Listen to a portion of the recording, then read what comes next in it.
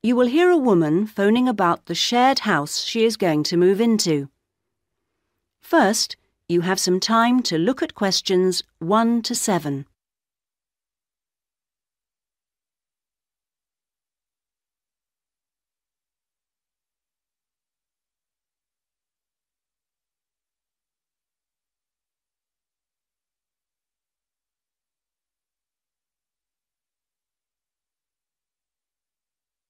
You should answer the questions as you listen, because you will not hear the recording a second time. Listen carefully to the first part of the conversation and answer questions 1 to 7.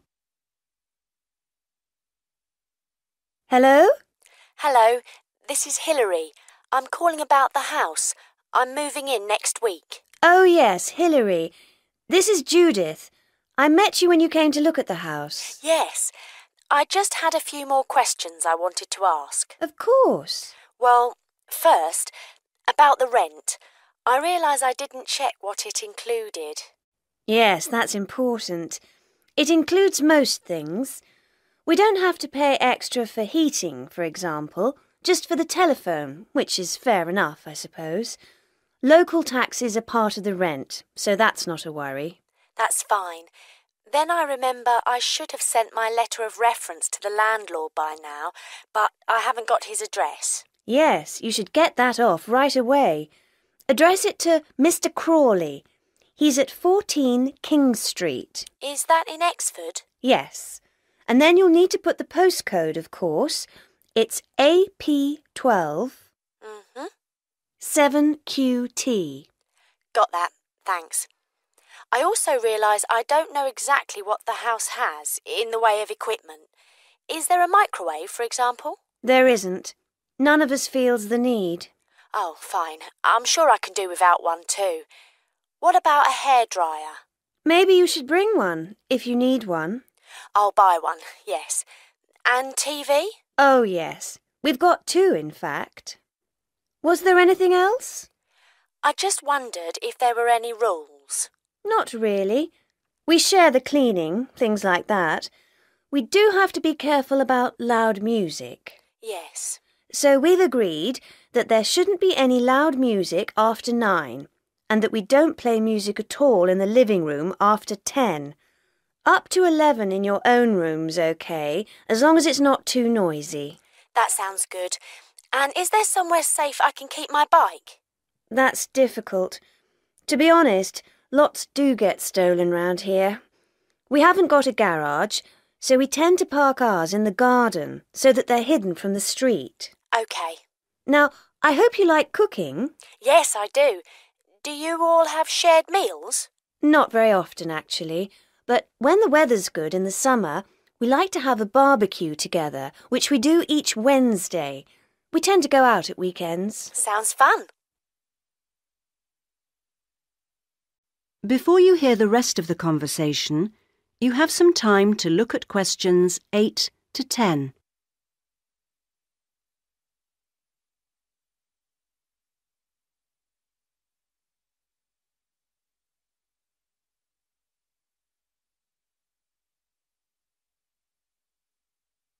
Now listen and answer questions 8 to 10. Are you familiar with this area? A bit. Actually, there are a few things that I'd like to know the location of. A bank, for example. Yes, there's one quite close. You just go up to the junction near the house, the one where 4 roads meet, and go straight ahead and then take the second left. It's a little way down there on the left-hand side. That's convenient. Another thing is that I'd like to check my emails quite often. I was wondering how far away an internet cafe was. Well, there are a couple, actually, but one's much cheaper than the other.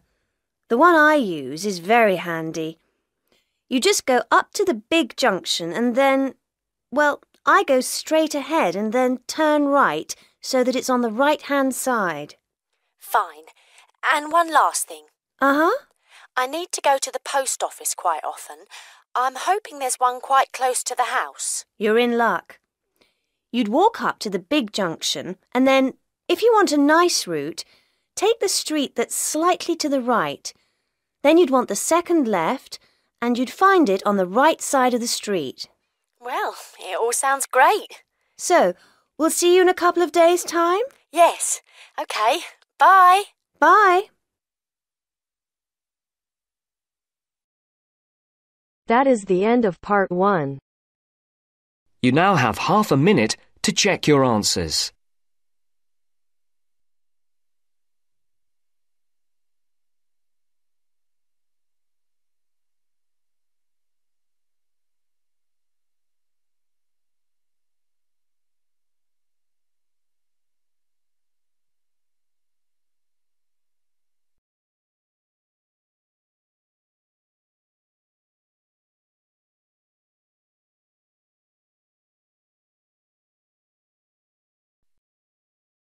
Now turns to part 2.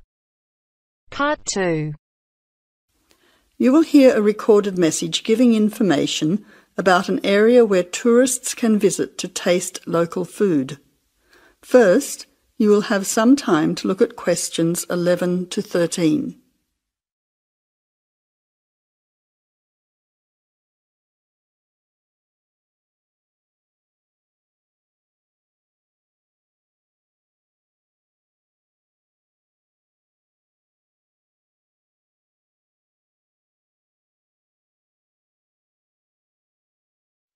Now listen carefully to the first part of the message and answer questions 11 to 13. Welcome to the tourist information line for the Valley Food Trail. Here you will find many local food products for you to sample and buy. It is possible for you to spend as much or as little time as you want, but I suggest that you allow a full day for touring this area. Of course, there are many half-day tours available for those of you short on time. Now, it's quite a large area and stretches from Brookville to Ford Hill. For those of you unfamiliar with the area, that means that it is 10 kilometres to 35 kilometres from the city centre, or by car 15 minutes to the closest point, continuing to 55 minutes at its furthest point from the CBD. Of course, apart from food, there are many other places of interest in this area, including cafes and restaurants and galleries and studios. But I wouldn't recommend you go here to see parks and gardens. The other information lines will give you specific information related to these particular attractions. Before the final part of the message, you now have 20 seconds to look at questions 14 to 20.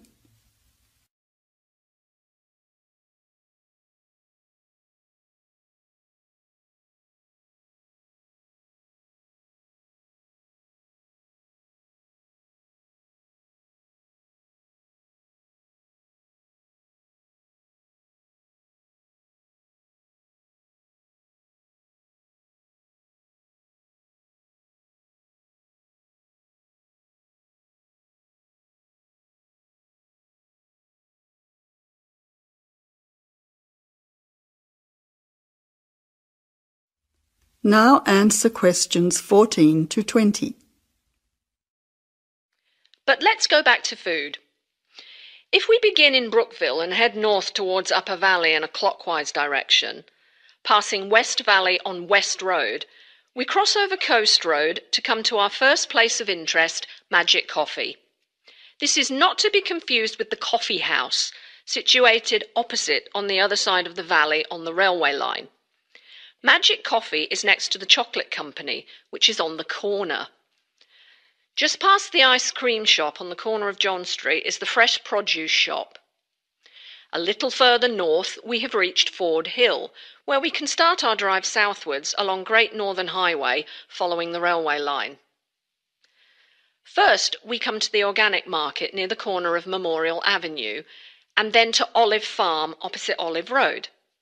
Just before we come to the next street crossing, we see the Honey Pot, which is practically opposite the coffee house.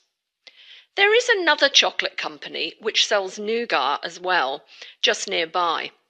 Following the railway line along Great Northern Highway, we return back to Brookville. Now, as I have said previously, if you only have a few hours to spare, there are several places that you shouldn't miss.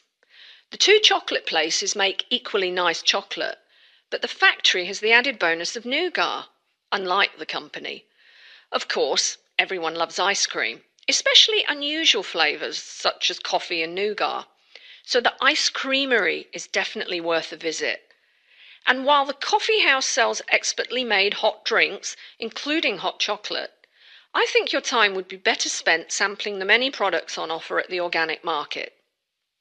Well, I hope you enjoy your time visiting the Valley Food Trail and enjoy all the wonderful local foods on offer.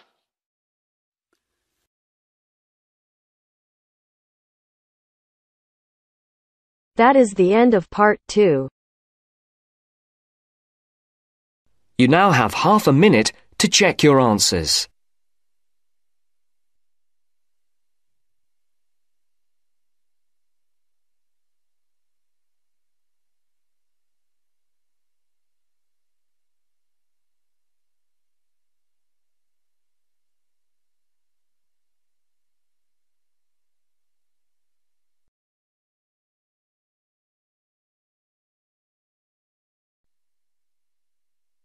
Now turns to part 3. Part 3. You will now listen to a talk on bicycles. First, you have some time to look at questions 21 to 25.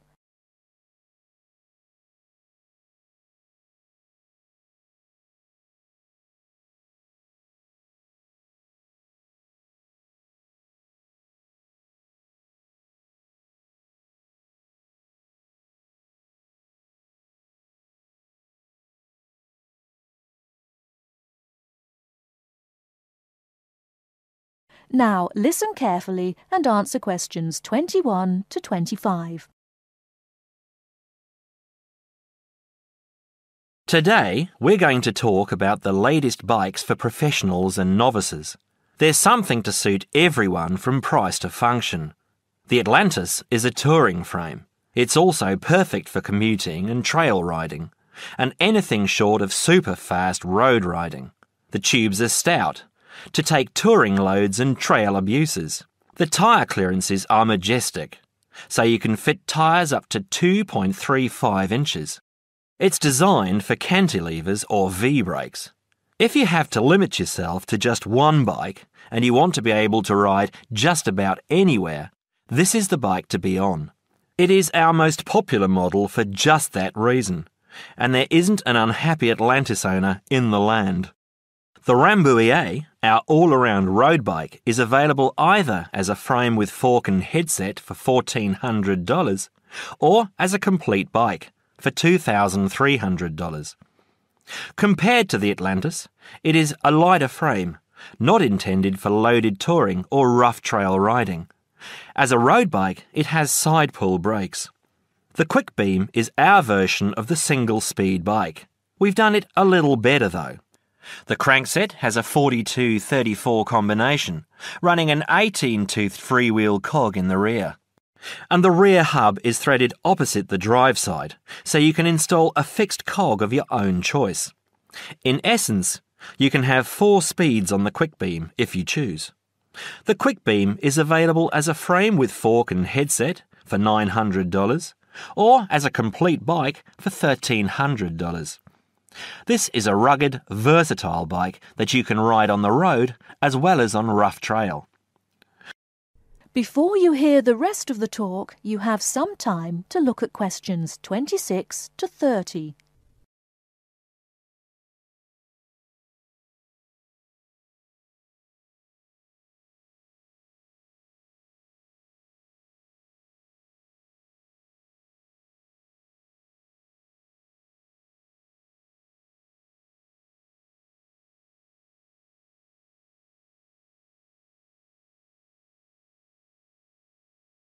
Now listen and answer questions 26 to 30. The Saluki is our roadish, light touring, randonneuring frame. It's designed for 650B wheels. If 650B means anything to you, you'll either love it or think it's marketing suicide. If you're new to 650B and a follower, you won't want it. If you're new and a rebel, you will. Now, I'll just talk a little about saddle comfort. The road bike, for the most part, has turned into a high-tech, uncomfortable machine, and the proof is all around us. Look through any bike magazine or catalogue and you'll see the saddle up to 6 inches higher than the handlebars. It is impossible to be comfortable on such a bike. It forces you to lean forward, putting more weight on your groin, hands and arms.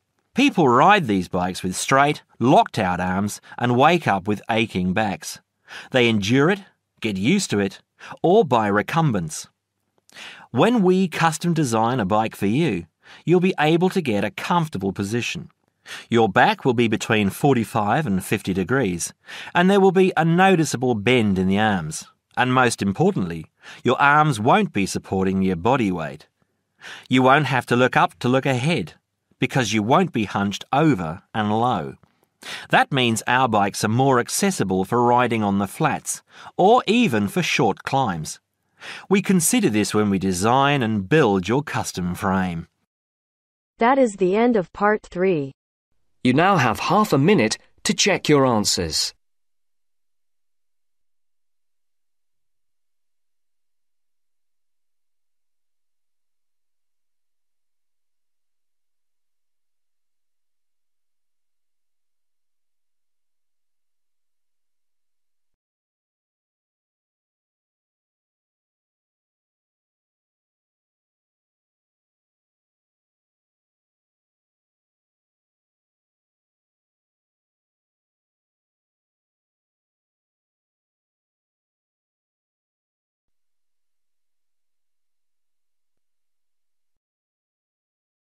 Now turns to part 4.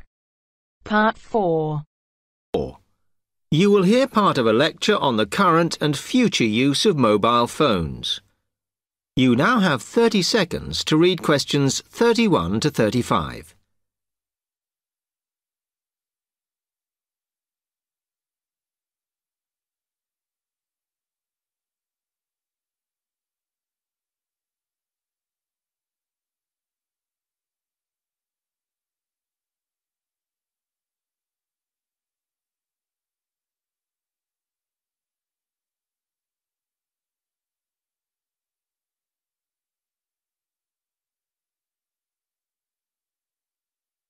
Okay, now today we're looking at changes in communication, and specifically changes that have just happened or are likely to happen in the next few years.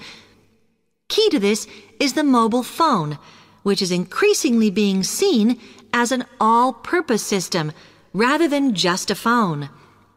If you only use your phone for texting and making calls now, you will be amazed at how you'll be using it in the future. The technology has been developed for a range of other uses. For example, phones could be used so that if you are meeting someone and they get lost, you could send them a map of your location to help them. This will save all those complicated explanations over the phone and our poor friends or colleagues trying to drive and find out where they are at the same time. And if you get bored waiting, or if you're traveling, for example, you will soon be able to see TV news on your phone as it is actually being broadcast. This means that you won't have to miss any of your favorites if you were away for a few days. Most people have got used to texting now, and young people send pictures to each other. But what is exciting is the possibility of putting music with them before you send them. And it's not all frivolous. Phones are going to become even more critical in business and education. Some recent developments have a highly practical usage. So, for example, as lecturers, we will be able to send everybody a text to let them know if lectures have been cancelled. And the new phones could have a further use in education, as well as business, as they will enable us to go to any destination, such as when we are doing a field trip, for instance, and from there to send data directly to a computer so that we can access it when we get home. This means we will no longer be limited by what the phone can store. You now have 30 seconds to read questions 36 to 40.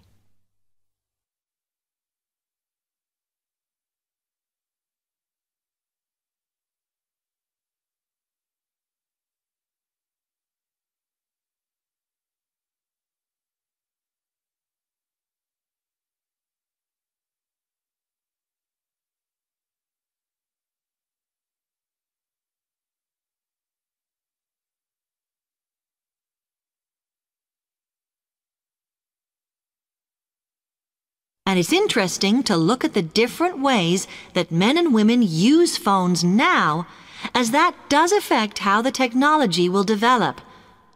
Some research has been done on how people use phones, and some of the results are surprising. One of the increasing usages of mobile phones is to get all sorts of data, such as phone numbers, the weather, train times, etc. And while there's been an attempt to set up connections with things that women might be interested in accessing, it is overwhelmingly men who do this. But what about the traditional use of a phone? To speak to people? I suppose we would predict that it is mainly women who use phones as a method of contact for friends and family, but, in fact, the genders exploit this facility equally. I've spoken about the increased business usages that phones will offer, and I suppose we would associate this usage with men. The survey picked up, though, that women are often working from home or catching up with work in the evenings, so they use phones in this way as much as men do. Most of us are aware we can store photos on our phones. It's an ideal method of capturing a moment wherever you are. Women tend to be the group that keep photos on their phones, but it seems that men use their phones to actually take pictures much more than women do. And of course, all this knowledge affects the marketing that the companies will do in order to sell the phone.